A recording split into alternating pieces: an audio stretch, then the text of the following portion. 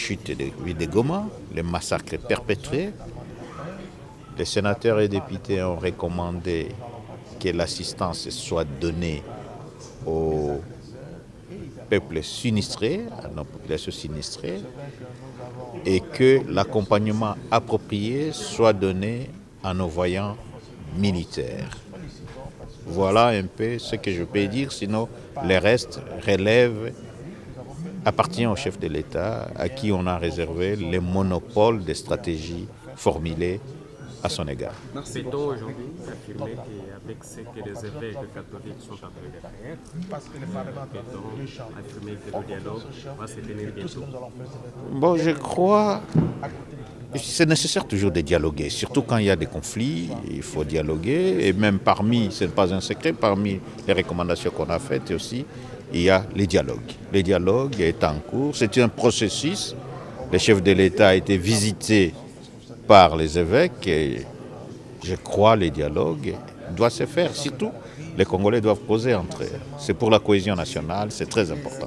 Par le président de notre Chambre, vous savez que le premier point avait trait à la matière sécuritaire. Et matière sécuritaire n'appelle pas assez de débats. Nous avons traité de la question à huis clos. Le président de notre Chambre en a donné les résumés.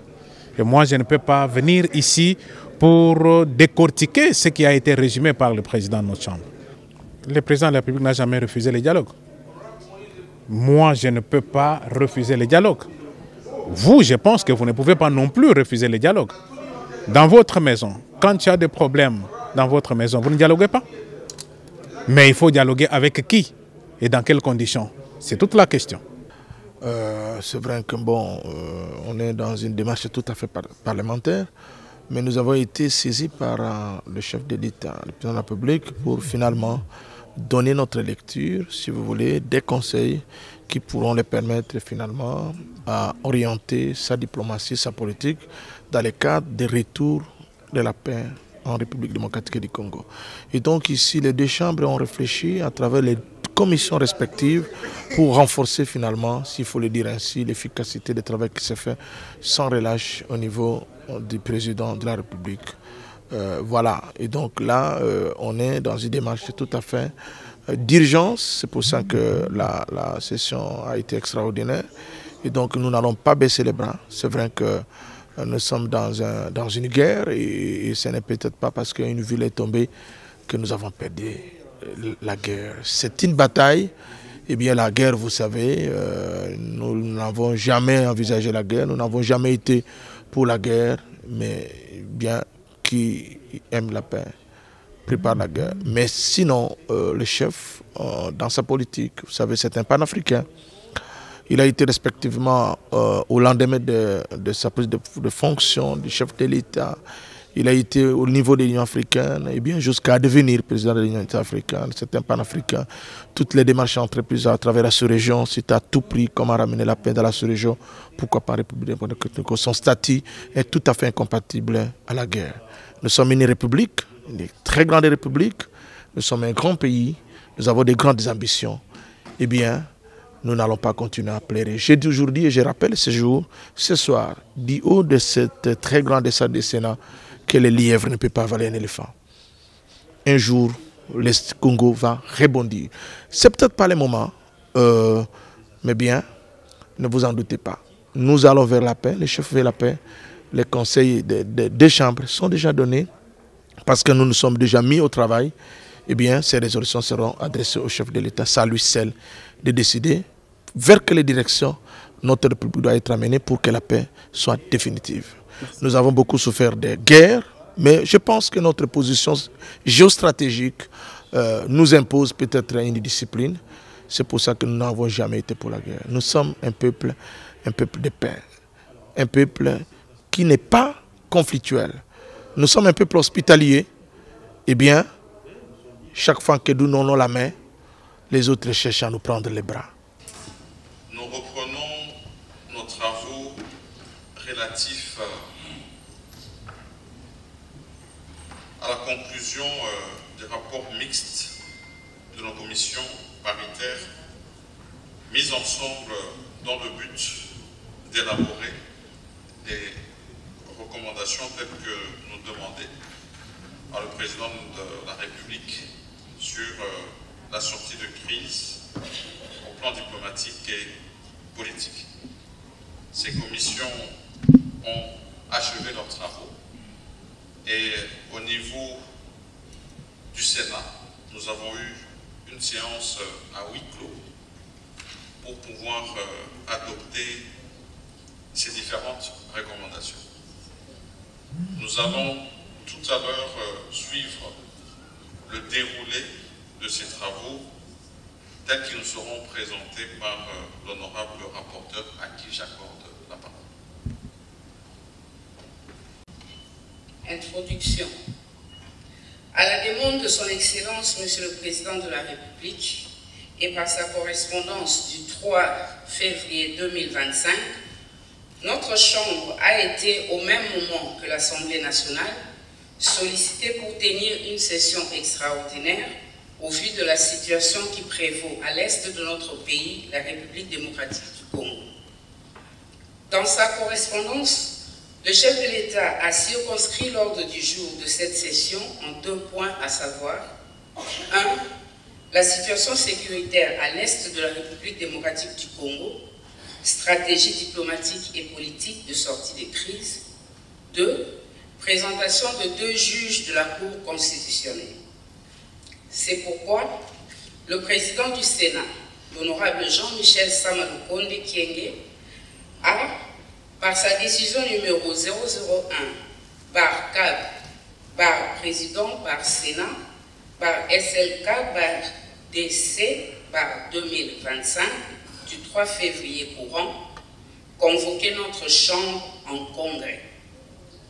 2. Déroulement des travaux. Les 2 chambres du Parlement ayant été convoquées en session extraordinaire, elles se sont toutes 2 réunies en plénière en date du 4 février 2025.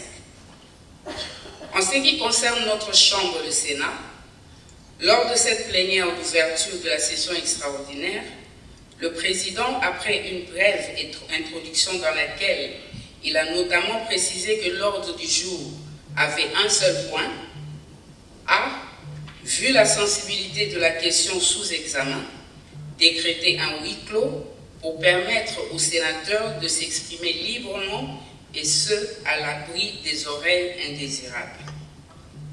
Après les interventions des sénateurs, la plénière va mettre en place une commission mixte paritaire Assemblée nationale-Sénat chargée d'examiner la question en profondeur. La commission mixte Assemblée nationale-Sénat qui a été éclatée en 5 sous-commissions, à savoir défense et sécurité, PAJ, socio-culturel, relations extérieures et ECOFIN, s'est réunie le 4 et 5 février courant dans la salle des congrès du Palais du Peuple sous la supervision conjointe des rapporteurs des 2 chambres, les honorables Jacques Njoli et Nefertiti Ngoudianza. La commission mixte Assemblée nationale-Sénat a recueilli les éclaircissements des membres du gouvernement suivants. Le VPM intérieur, de la sécurité, de la décentralisation et des affaires coutumières, le VPM de la défense nationale et anciens combattants, le ministre près du ministère des Affaires sociales en charge des personnes vivant avec handicap et la vice-ministre des Affaires étrangères. La parole a été ensuite donnée au président de 4 commissions, 5 plutôt, de l'Assemblée nationale et du Sénat, qui ont adressé quelques questions aux membres du gouvernement présents. Et après cet exercice, chaque sous-commission ayant examiné la situation de l'Est sous l'angle de ses attributions respectives, a produit un rapport dans lequel elle a proposé des stratégies de sortie de crise. Ces différents rapports qui ont été adoptés par chacune des 2 chambres seront moulus dans un document unique dont la primeur est réservée au chef de l'État. Toutefois, nous aimerions porter à la connaissance de la nation congolaise que les sénateurs de la République, soucieux du bien-être de nos concitoyens ont proposé au chef de l'État des stratégies portant globalement sur le renforcement de la sécurité de nos frontières et de la protection de notre territoire national, la sauvegarde de notre souveraineté en tant qu'État, la sécurisation de nos populations, le renforcement de nos forces de sécurité, la condamnation de nos agresseurs et la sauvegarde de notre indépendance économique. Voilà, chers collègues, ce qu'a été le déroulement de nos travaux et je vous remercie. Mentionner que après l'adoption du rapport reprenant ces différentes recommandations, nous venons d'épuiser le premier point à l'ordre du jour de cette session extraordinaire. Il nous reste à aborder le deuxième point relatif à la présentation à la nation de 2 nouveaux juges de la Cour constitutionnelle. Cela se fera suivant le programme irrelatif qui vous sera communiqué. Avant de suspendre cette séance, je voudrais, en mon nom propre et au nom du bureau, féliciter sincèrement les membres de la commission mixte paritaire ainsi que tous les députés et les sénateurs qui ont pris part pour leur dévouement patriotique en travaillant sans relâche jusqu'aux heures tardives et même matinales de ce jour. Je voudrais rappeler que le Sénat condamne avec la plus grande fermeté la barbarie perpétrée à l'est du pays par le Rwanda et ses supplétifs. Je voudrais rappeler la solidarité envers les populations de cette même partie du pays. Je voudrais également mentionner notre adhésion aux affirmations et aux condamnations, la passivité de la communauté internationale formulée par son Excellence, Monsieur le Président de la République et chef de l'État, Félix Antoine Tshisekedi Tshilombo. Mais aussi adhérer à cet appel à la cohésion nationale et à la mobilisation tout azimut derrière nos forces armées et nos vaillants Wazalendo qui continuent de se battre sur le terrain. Je vous remercie une fois de plus, honorables sénateurs, pour votre disponibilité pour la patrie. Et je ne peux que vous demander de continuer à rester autant disponible chaque fois que cela vous sera demandé. Je voudrais ici vous souhaiter une bonne soirée et la séance est suspendue.